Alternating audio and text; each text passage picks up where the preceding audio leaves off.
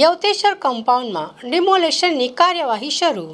વડોદરાના ચકચારી યવતેશ્વર કમ્પાઉન્ડમાં આજ સવારથી જ વહીવટીતંત્ર દ્વારા ડિમોલેશનની એક મોટી અને કડક કાર્યવાહી શરૂ કરી દેવામાં આવી છે. હાઈકોર્ટના કડક આદેશ બાદ એક્શનમાં આવેલા વહીવટીતંત્રે આ કિંમતી જમીન સત્તાવાર રીતે પોતાના કબજે લઈ લીધી છે. આ સમગ્ર કામગીરી વડોદરા જિલ્લા કલેક્ટર સીધી હાજરીમાં અત્યંત તેજ ગતિએ ચાલી રહી છે. તંત્ર દ્વારા જમીનનો કબજો મેળવ્યા બાદ તાત્કાલિક ધોરણે ત્યાં ફેન્સિંગ કરવાની અને સરકારી જમીન હોવાના સૂચના બોર્ડ લગાવવાની કામગીરી પણ પૂર્ણ કરી દેવામાં આવી છે.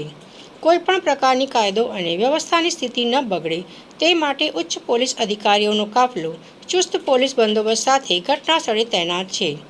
આ ઉપરાંત એસડીએમ અને મામલતદારની આખી ટીમ પણ સ્થળ પર હાજર રહીને કાર્યવાહીની દેખરેખ કરી રહી છે.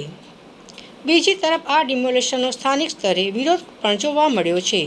ત્યાં રહેતી મહિલાઓએ કલેક્ટર સમક્ષ રજૂઆત કરીને વધુ સમય આપવાની માંગણી કરી હતી. મહિલાઓનું કહેવું છે કે તેઓ આ મામલે સુપ્રીમ કોર્ટમાં અપીલ કરવાની તૈયારી કરી રહી છે, તેથી તેમને થોડી મોહલત આપવામાં આવે. જોકે વહીવટીતંત્રે હાઈકોર્ટના સ્પષ્ટ આદેશનું પાલન કરતા મહિલાઓની આ માંગણી સ્વીકારી નથી અને કોર્ટના આદેશ મુજબ જ કાયદેસરની ડિમોલેશનની કાર્યવાહી યથાવત ચાલુ રાખી છે.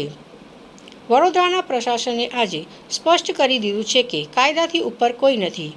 હવે જોવાનું એ રહેશે કે સ્થાનિકો સુપ્રીમ કોર્ટમાં કોઈ સ્ટે ઓર્ડર લાવી શકે છે કે પછી તંત્ર આ સમગ્ર વિસ્તારને સંપૂર્ણપણે દબાણ મુક્ત કરીને જંપશે.